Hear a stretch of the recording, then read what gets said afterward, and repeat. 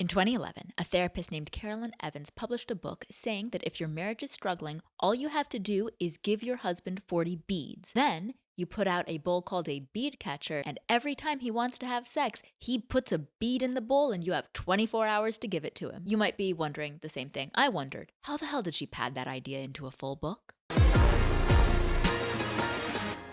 We start with what Evans calls a sexy little wives' tale. She sets the scene a few months before her husband's 40th birthday. One afternoon, I was running errands, getting ready for a weekend guest. She is from South Carolina, and that is what she sounds like. I'm not just doing an accent to be funny. When he called me. We chatted as usual, ticking items off the you'll do, I'll do list, and just as I was pulling up to Bed Bath & Beyond, he laid it on me. What are we doing? He asked. I told you, I'm going to Bed Bath & Beyond, then to the grocery store, then I'm picking up the kids, I said, gathering my stuff to get out of the car.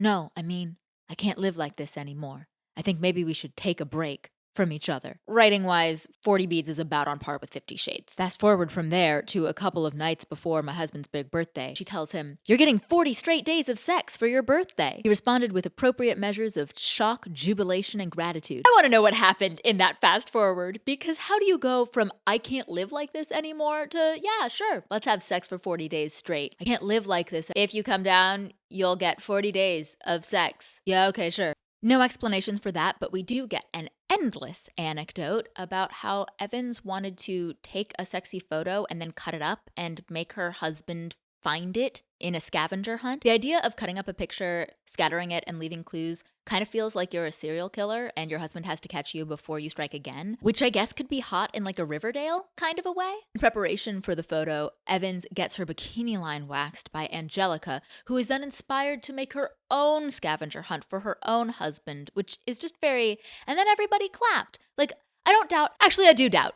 Frankly, I doubt a lot. Then she goes to ask her friend Brad, who works at her favorite boutique, to take a lingerie shot of her in the dressing room. And he says, "What? No way. Girl, you know the lighting sucks in our dressing rooms. You're always complaining about it." He's quick on his feet, but I could see little beads of sweat collecting on his forehead. "Ma'am, are you sure that Brad is your friend, or is he an employee that you're sexually harassing?" Then she tells boutique Brad, "I need 40 of something." "What?" he said, looking confused. "Okay, I gave Ray 40 straight days of sex for his birthday," I confessed. "What? Oh my God, you vixen," Brad howled. "I know, it's crazy, right? And I don't want to end up in the hospital or something, so then I thought it'd be better if we worked some kind of token system. Every single day for 40 days is just too much, right? I don't know what I was thinking," I said. "Okay, you are killing me, but you know I'll do anything to help a guy get laid." Is this how Evans thinks men talk? This is like the gender-reversed version of when male authors write really weird stuff about female characters' breasts.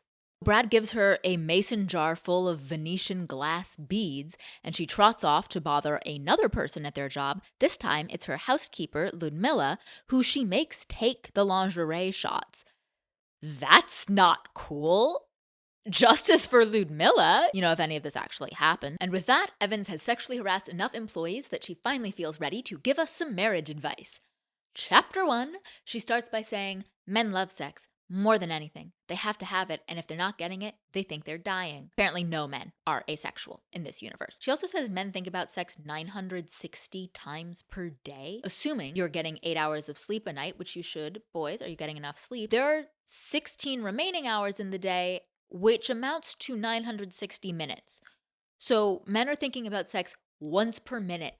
That's not libido, that's an intrusive thought. Some men are surgeons. She's crashing. Doctor, what do we do? Sorry, can't hear you. It's been a full 60 seconds and I have to picture some boobs. By chapter 2, the book is already out of ideas. It's mostly about sirens, not like woo, woo sirens, but like luring men to their death sirens. In chapter 3, we learn men only have 3 states of being: okay, not okay, and pissed. Already, men are not full humans with full human emotions. We also learned that sex is to men what therapy is to women.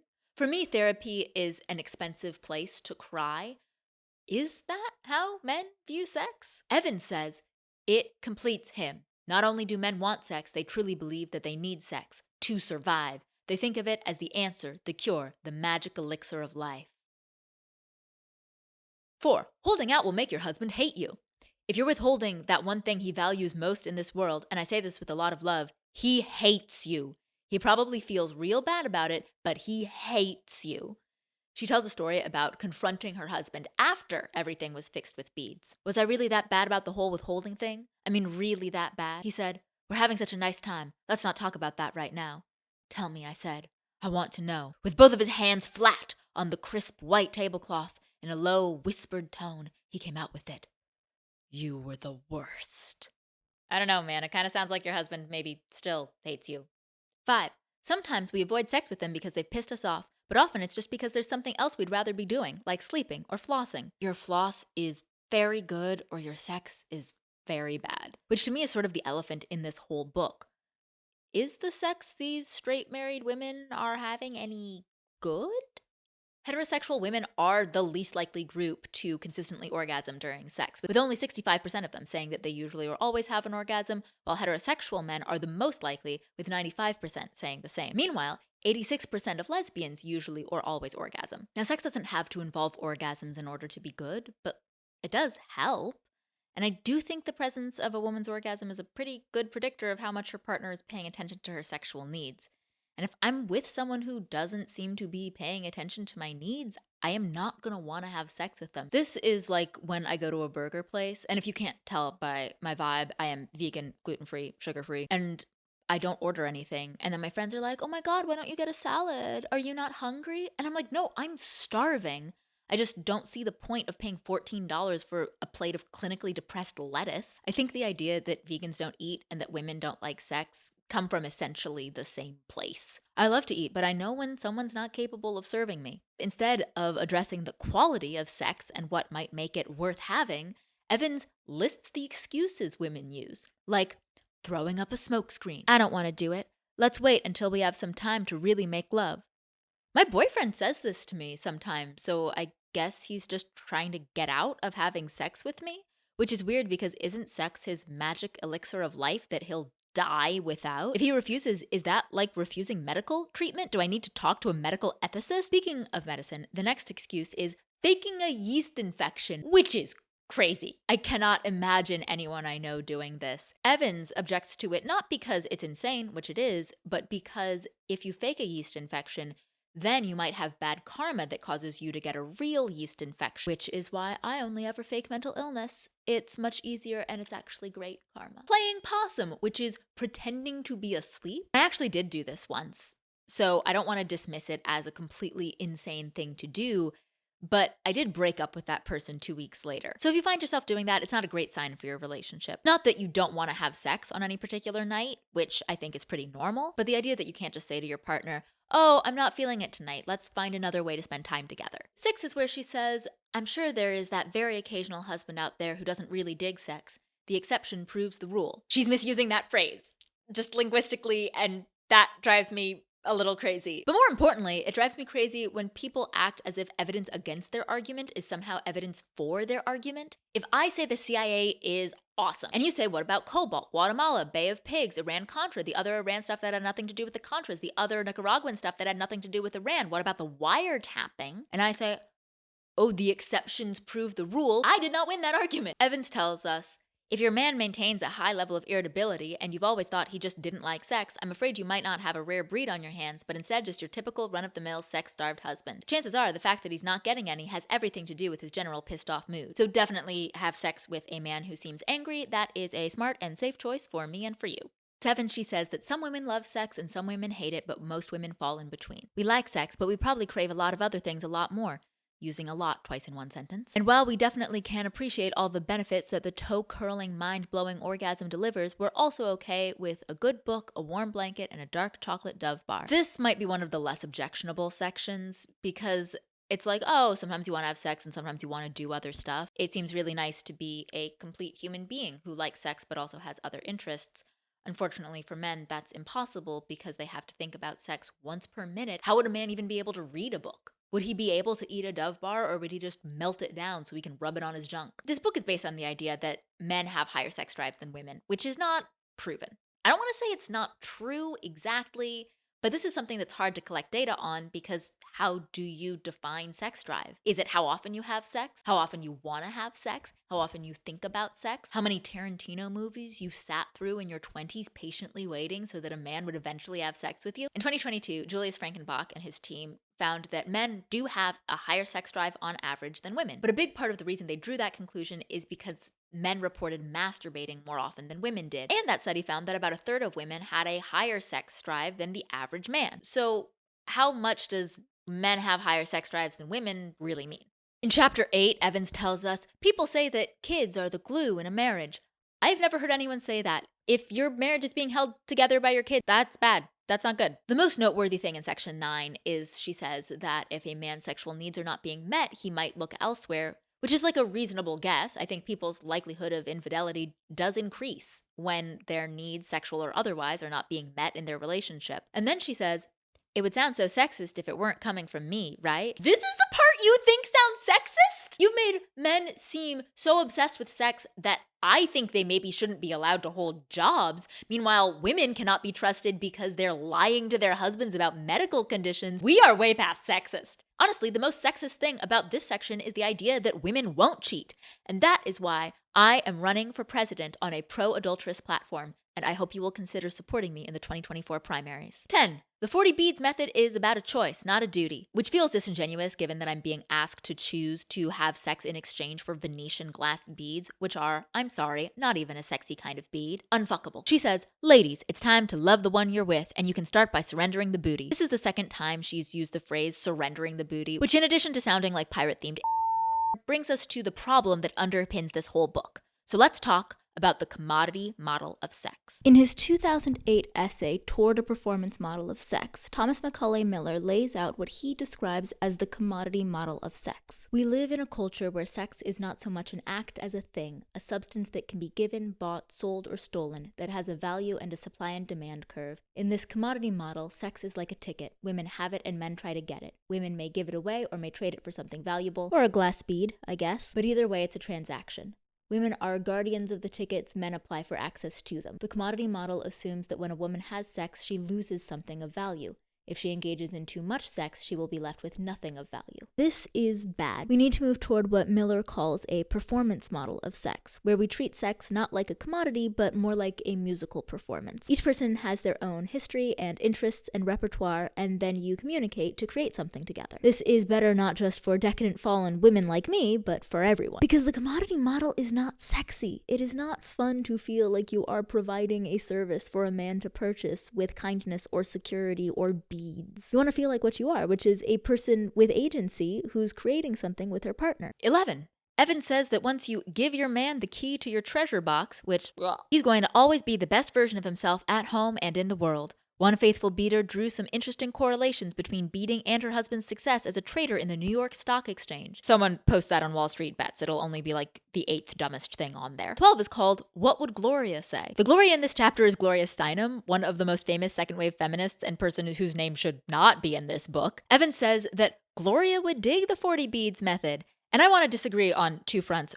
One, I don't think Steinem, who was famously unmarried until age 66, would have appreciated a system that placed the sexual autonomy of a woman below the happiness of a man. And two, Steinem was a really gifted writer. She was a journalist. She said things like, a pedestal is as much a prison as any small confined space. While this book has quotes like, how many times have you found your new, soft, white hand towel tucked away in the laundry bin, stiff as a board because he used it for his dream catcher? I don't know about you, but I'd rather have my man drop his desires into my bead catcher instead of an unsuspecting guest bathroom towel. Gloria Steinem is a serious person. No serious person wants to read about bead catchers and bathroom towels. 13 is called One Big Love Triangle. The love triangle is you, your husband, and your relationship. And this chart shows how once you give your husband the beads, he will love you, and then you will both love the relationship, which will also love both of you. And I feel so dumb saying this sentence, so I'm just going to move on. 14, the Kinsey Studies and Study Eddy is the beginning of the science section, and I am dreading every minute.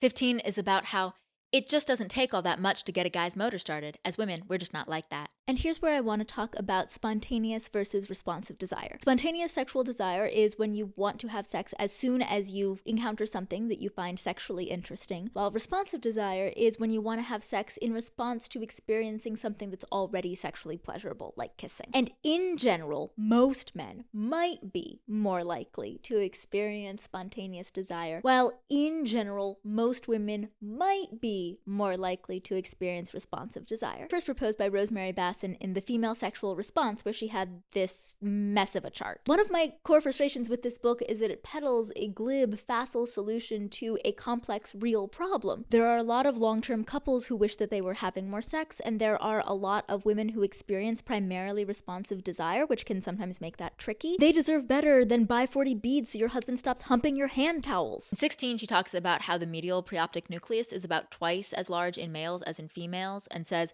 roughly twice as big, roughly twice as into it. Makes sense to me. No, it doesn't, because that's not how that works. In all the mammals we've studied, the medial preoptic area is sexually dimorphic, which means it has a different structure in males versus females. And it also seems like it has different purposes in different sexes and different species. In female Syrian hamsters, the medial preoptic area helps them with sexual odor preference. And I'm not an expert, I literally learned that on Wikipedia, but I'm just saying the whole thing is more complicated than big man have big sex brain and little lady have little sex brain. In 17, she says that bonobos have makeup sex, so we should also have makeup sex. And I'm like, okay, cool, fine. I like bonobos, I like makeup sex. But you know who doesn't like makeup sex? Almost every guy I've ever dated. It's almost like they each have their own little personalities and preferences. 18 is just padding, where she talks about a cricket coach who told his players to have sex the night before a big game so that they would have a testosterone spike and be more aggressive on the field. And she objects to the idea of some supposed testosterone spike and says that sex probably would make the cricketers play better because they won't be distracted by the heat emanating from their smoldering groins. 19 is about the history of beads. Why is this a book? This could have been a tweet at most. Big Five publisher looked at it and said, yes, book, full book for you. That's a whole ass book.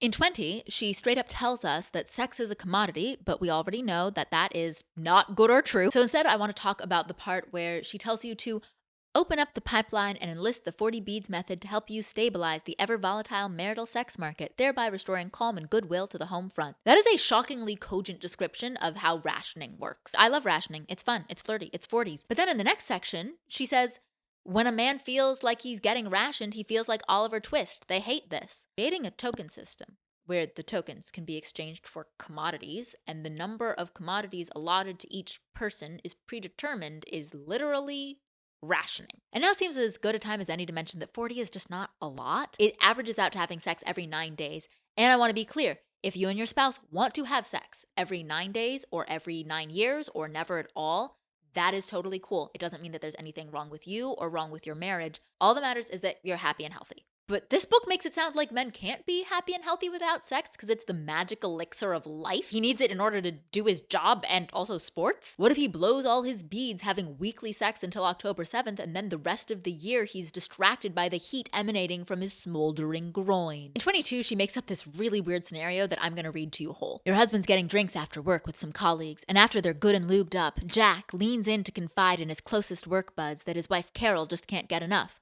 As Rick James would have said, she's a super freak. Or at least that's what Jack would have your husband believe. And maybe she is. It really doesn't matter. But one thing's for sure. While your husband and his friends are wrapped in this fantastically sexy tale, he's doing a little math in his head, and it goes something like this. When's the last time we did it? I know it had to be 3 weeks ago, although it could have been last week and he selectively forgot that time. Well, one thing's for sure.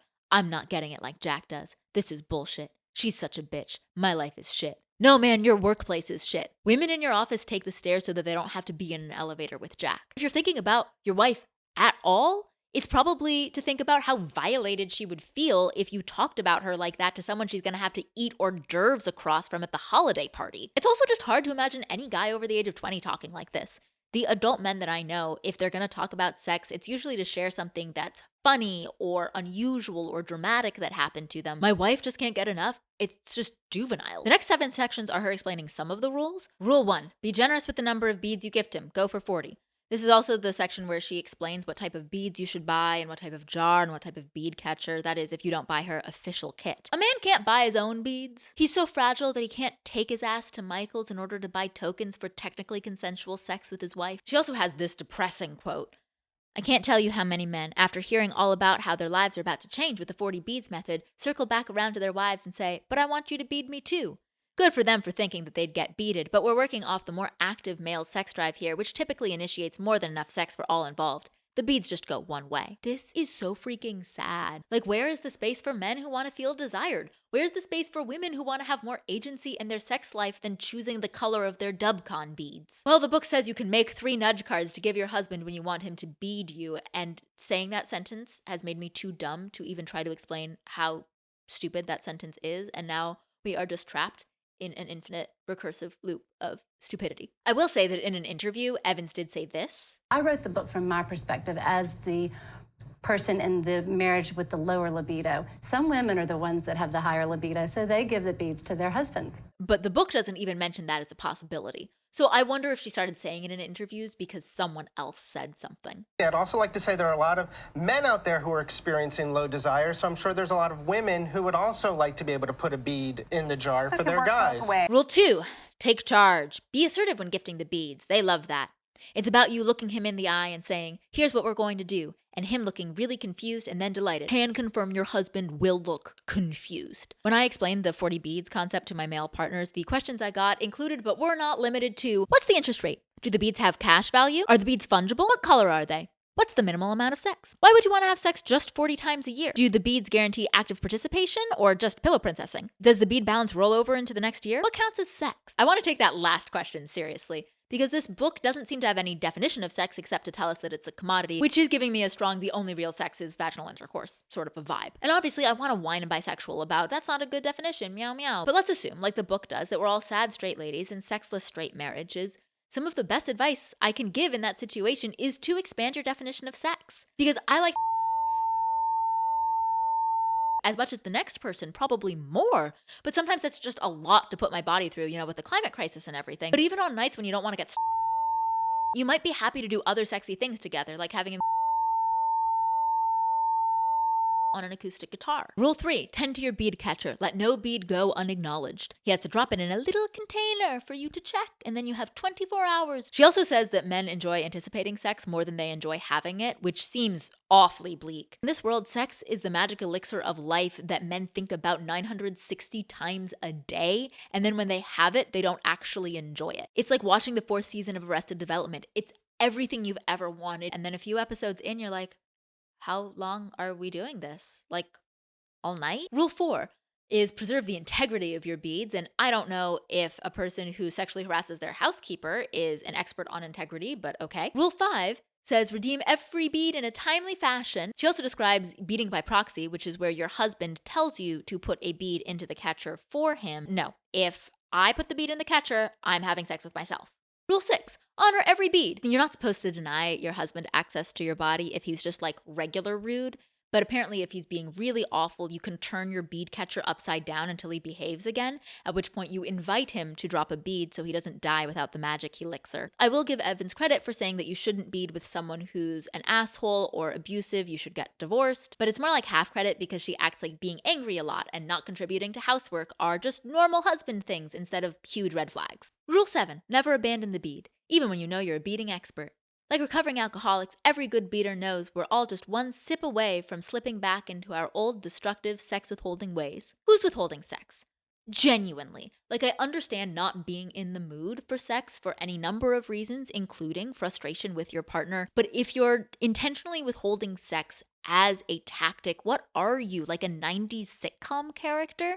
The only reason you would be doing that is if your name is Lysistrata and you're trying to end the Peloponnesian War. I think how I would define the difference between simply not wanting to have sex versus withholding sex is, are you doing it for you or are you doing it to change something in your partner? Sex should not be part of a behavior modification plan. And if you feel like sex or lack thereof is the only way to get your partner to change their behavior, it's a bad relationship and you gotta get out, man. That's like the type of thing that red-pilled men think women do. It's not something that actual people are actually going around doing unless they're shitty in a really weird way. She also talks about sharing the bead, and she has this anecdote about some women she meets at a bar. As I sat perched on a bar stool, I began telling the ladies all about the 40 beads method. It was loud in the crowded bar, so I had to speak up to be heard. He just puts a bead in the bowl by my bed, and that's how I know he wants to get laid, I said.